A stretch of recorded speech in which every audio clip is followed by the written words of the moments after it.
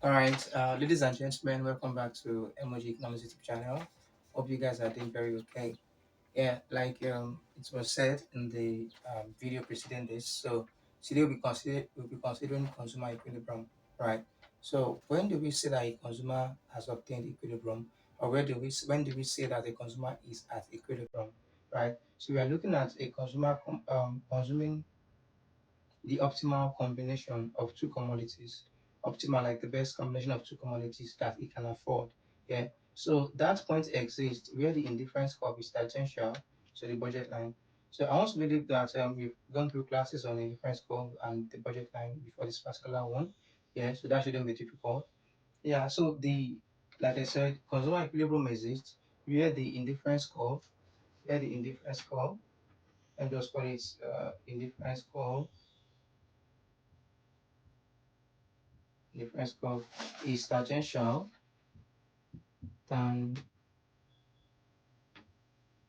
like tangent tangential to the budget line.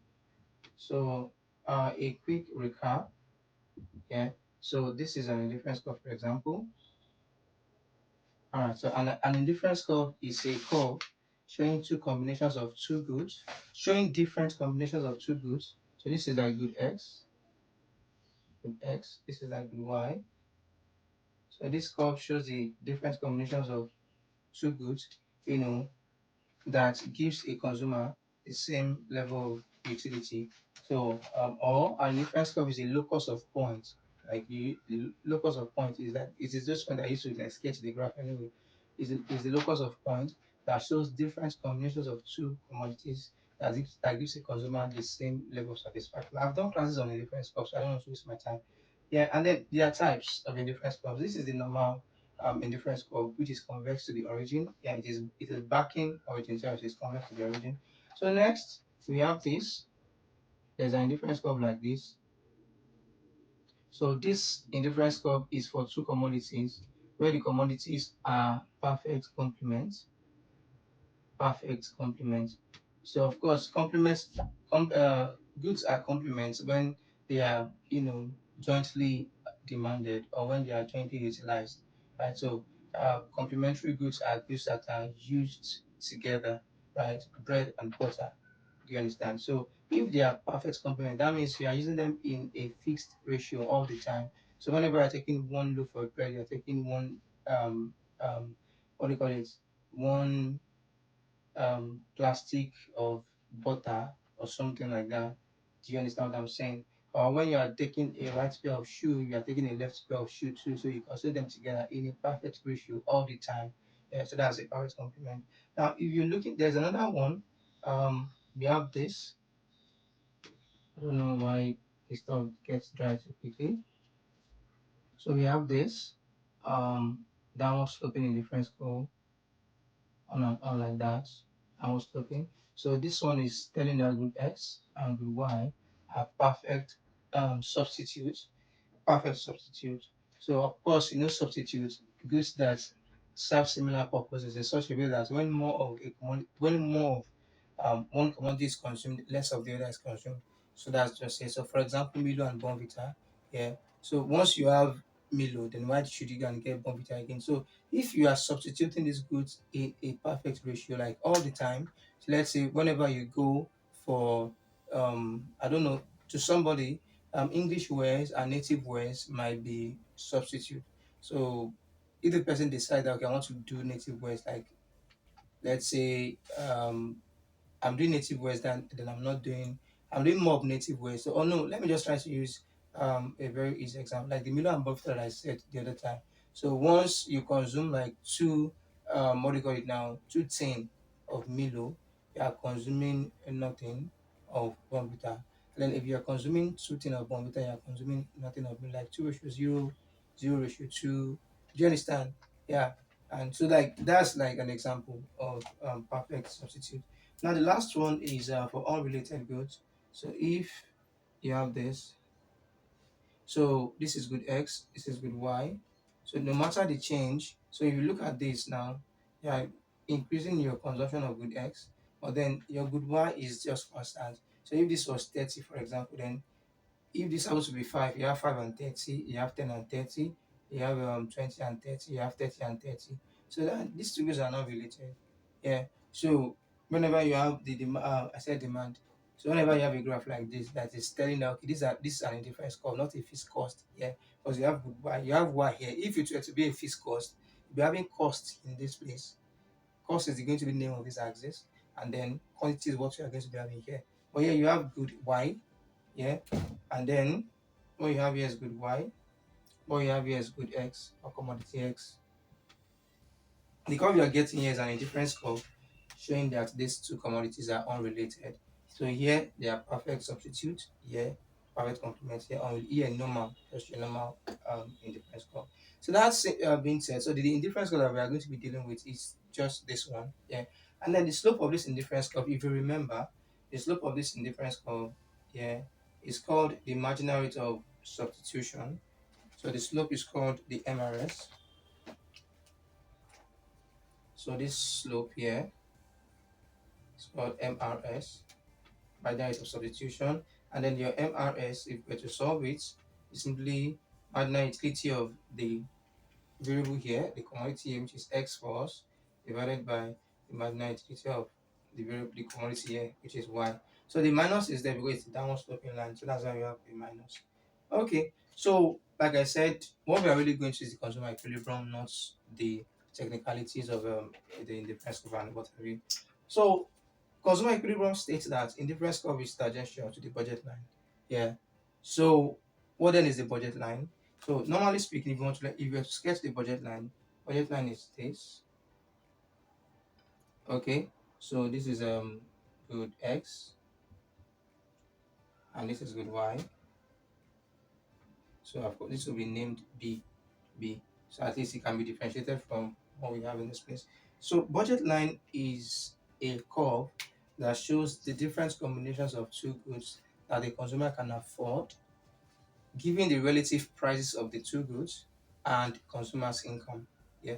So a budget line is a curve or it is a locus of points that shows the different combinations of two goods that a consumer can afford given the relative price of the two goods, like the price of commodity X, the price of commodity Y, and then the consumer's income. So that's just what the budget line is saying. Yeah. So for you to know that the consumer is at equilibrium, this is just telling you about different goods that the consumer can consume. Yeah. And then this is telling that the goods that can afford. So the what it desires to consume here has to be tangential to what he can afford for the consumer to be at equilibrium. What he desires here has to be tangential to what he can afford. So that's why the tangent, of the two graph, like where they are tangential to each other is what we call the consumer equilibrium. So the slope of this does not really have a name. If it does, I don't know for now. But this slope is called is minus px over py. That is, this is ratio of their relative prices. That is expressing price in terms of another price. That's what you call relative prices. So it is downward sloping. That's why you have a minus here. And then, so if the consumer is at equilibrium, what then do we have? Consumer is at equilibrium. So we have this graph. So here we first have the indifference curve. This is I, and then we now have this is let me call it good X here, X, and then good Y here. So the consumer to be at equilibrium. So then the budget line. So this is the budget line B. So this relationship saying that they are tangential, like where it is touching the difference curve, and it touches it at its bottom and then still moves. Like it does not cut inward. And what I mean is you don't have something like this. The body line cutting inside of no, it just touches the bottom of it and then continues its own normal journey. It is not distracted. This is a very determined man. Yeah. He refuses to be distracted. So you have this. So at this point, the slope of the two curves are equal. The slopes of the two curves are equal. So what we now see is that a consumer is at equilibrium when consumer is at so consumer equilibrium now is at equilibrium where the marginal rate of substitution, which is the slope of the indifference curve, is equal to the slope of the budget line. But we know that the marginal rate of substitution is this, so minus mux over muy equals to minus px over py. So just this cancels this. Now I left with the ratio of consumer is at equilibrium here, where the ratio of the marginal utilities is equal to the ratio of the relative prices. So we can leave it that way. But then you can also rearrange this same thing. So when you rearrange it, you'll be having mux over px equals mu equals muy over py. So here it is still the same thing. So but you just rearranged. So consumer is at equilibrium when the ratio of the marginal utility per price of the commodity of one commodity is equal to the ratio of the marginal utility per price of the second commodity. Again, consumer is at equilibrium first, or one way to state it is when the ratio of the marginal utilities of the two goods consumed is equal to the ratio of their relative prices. In case you see it in an OBJ question, that's that about that. Then the next one is a consumer is at equilibrium when the ratio of the marginal utility per price of a commodity is equal to the ratio of the marginal utility per price of another commodity. Yeah. So what we basically have here, this equilibrium, the name of this equilibrium is um, the law of equimarginal utility, the law of equimarginal. I think I can begin to erase some things of like equal equimarginal utility. So what does it state? A consumer is at equilibrium when the ratio of the marginal utility per price of all commodities consumed are equal. So that's what it states. So a consumer is at equilibrium or a consumer is maximizing utility when the ratio of the marginal utility per price of all goods consumed are equal. So mux over px equals mu over py equals muz over pz, on and on, like that. So just in case you come across something like that. So the next thing I want to do is how do you apply this in solving a question? So I came through and let me call it an all-encompassing question that I really like. So I want us to use our understanding of this fundamental theory to approach that question. So yeah, we have the question on the board. The table below shows the marginal utility schedules for product X and product Y for Olumurewa. So Murewa happens to be one of the freshmen in economics, I think marketing department or thereabout. I just got to know. Right. The price of product X is 4 naira and then 2 naira for product Y.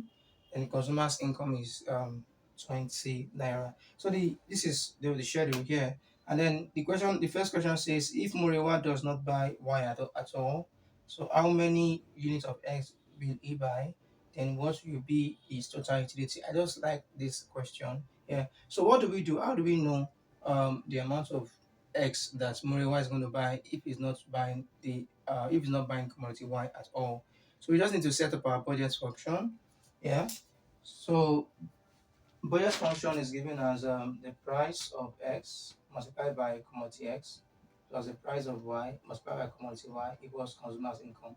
So it is this budget function that is used to solve for the budget line, that is used to sketch the budget line. The same way you have a demand function and then use the demand function to get your demand curve at different prices. So yeah, we've been given that the price of X is 4. So this is 4X plus the price of Y is 2, which is 2y equals m. M is income, right? So now we've been told that he's spending all of his money on good X. That is, he's not buying Y at all. So that's going to be 4x plus 2 into bracket. He's not buying Y, 0, right? He's only buying 0 units of Y. Equals to his income is 20 naira. So we have 4x equals 20, and then x equals 5. So he's going to be enjoying 5 units. He's going to have at maximum, okay, at maximum points, the amount of X that is going to buy is 5 units. So that's it. Now the second question now says that what will be its total utility? So if you look at it, this product X, this is where it is now, 5. This is where it is now. So you may want to say 16, but 16 is going to be its marginal utility for the fifth unit. And do you remember our initial class? That how do you get one of the ways to get your total utility is by summing your marginal utilities. So since he's already at this point, so that means he started consuming as one. So he consumed the first unit, second unit up to the fifth unit. So total utility is the sum of its marginal total utility of x is the sum of its marginal utility. So which is basically be adding up everything that is here up to the fifth unit. 32 plus 28, you said 60. That's very correct. 60 plus 24, 84. 84 plus 20, 104, right? And 104 plus 16, 120. So it's TUX equals to 120 UTUs. UTUs. I've told you that UTUs is what is the unit of utility. So like that's how to solve the first question. Is it not nice? Are you not enjoying yourself? So the next one now says that if the consumer buys both X and Y, how much will the consumer buy of each to maximize utility? So if Murewa is buying both X and Y, right, is buying the two goods. So how much of the two goods must he buy? So what combination of the two goods must he buy for him to maximize utility? O- Okay, so how do we approach that? So I've written out the question. If Murewa buys both X and Y, how much should he buy to maximize utility, and then what would be his total utility at that point? So this is how we solve this is that we now reintroduce our equimarginal utility law, which says that for a consumer to maximize utility is marginal utility of both goods. The ratio of his marginal utility per price of all goods consumed must be equal. So this is what we have. Then whenever I have question like this, there's a third component. Now, whatever utility maximizing combination that you get, so must sum up the amount of money spent on the two of them must sum up to the income. Okay, that is PXX plus PYY must sum up to the income. So here XY, yeah, giving the XY. Okay, given that. So what we just have to do is for each of these products, we are now going to create like a third column for their marginal utility per price. So for example, for product X, so I can just have here. So where this is going to be MUX over PX. If you recall, the price of X from the question is 4. So I'm going to be having 32 divided by 4. So that will give me 8 in this place. 28 divided by 4, I would have 7. 24 divided by 4, I would have 6 here. 20 divided by 4, I would have 5. 16 divided by 4, the price, I would have 4.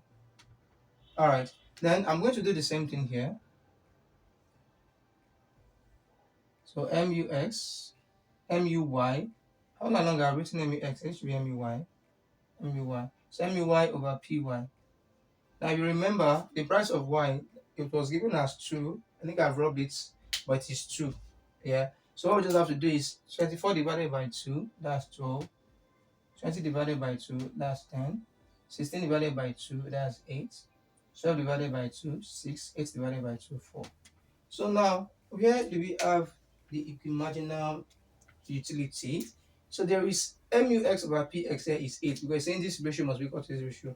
You have 8 here, and then we have 8 here too. So like a first combination, we'll be having possible combinations now. So our combinations of X and Y can be the first X here is at unit 1, so 1 comma, the second one, the one for Y is at unit 3, 1 comma 3. This is a possible combination. Then there might be others. Okay, you have 7 here, you don't have 7 there at all. You have 6 here, you have 6 there, so that's another equilibrium. So this is 6 for the third unit, 6 for the fourth unit. So another combination is um having 3 of X, and 4 of Y. I think there's a third combination, the final one. So here we have marginal utility per price, 4 is here, 4 is here.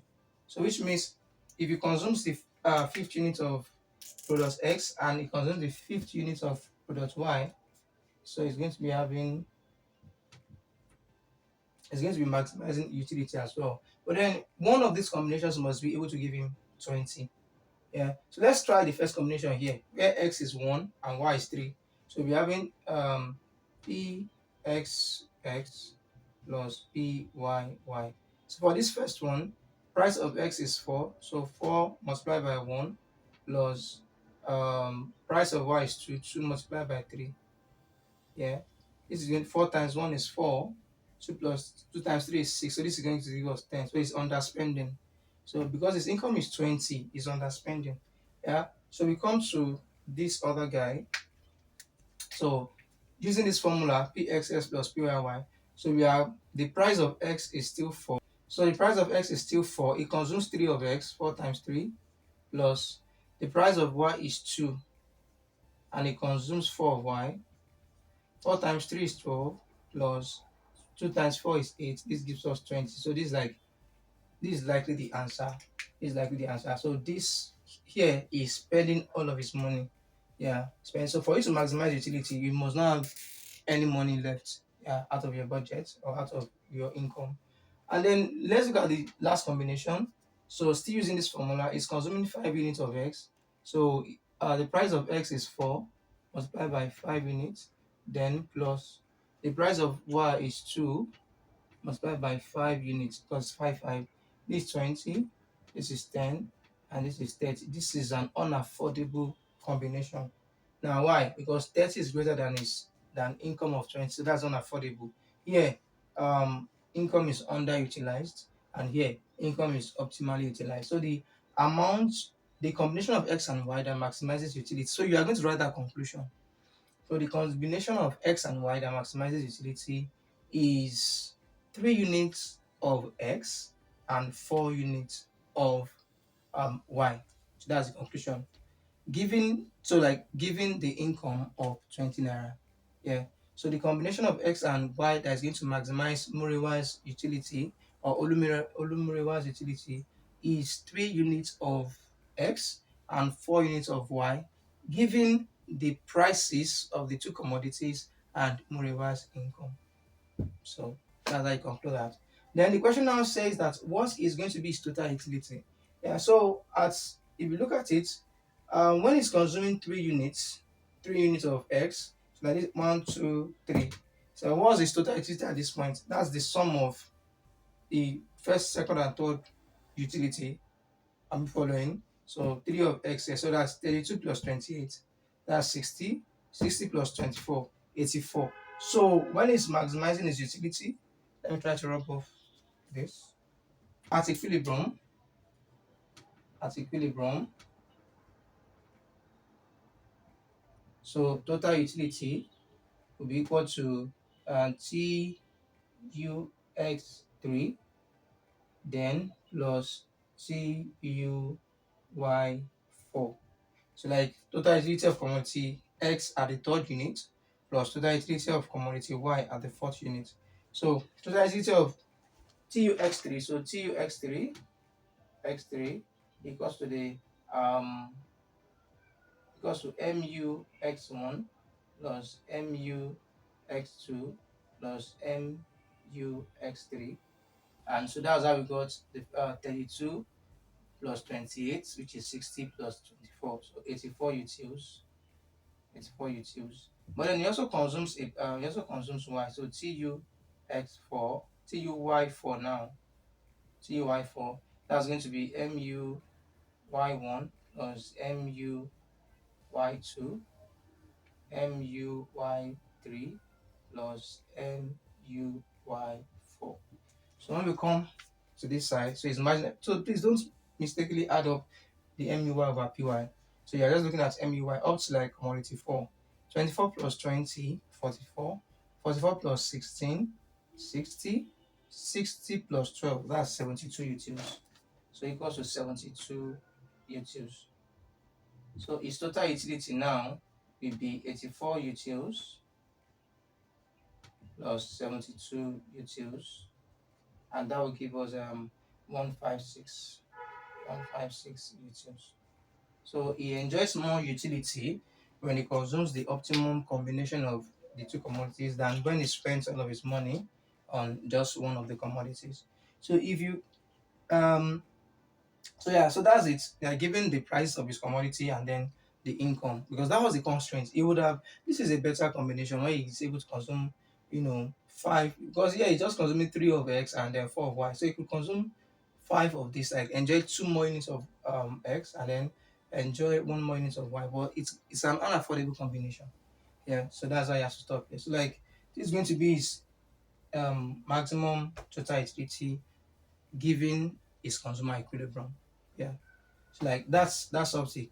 I like the question. It's I just came across it, I think earlier this week.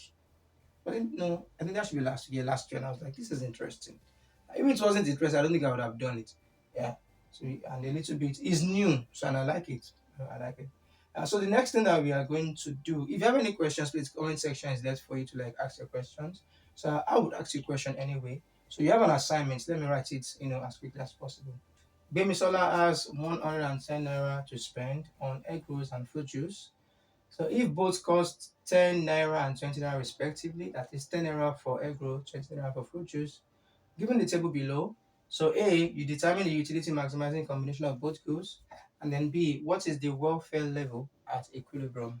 What's the welfare level at equilibrium? What do you think that means? What do you think that means? Yeah, just answer the question like that. Yeah, okay. So this is the table. Units consumed, 1 to 5 units.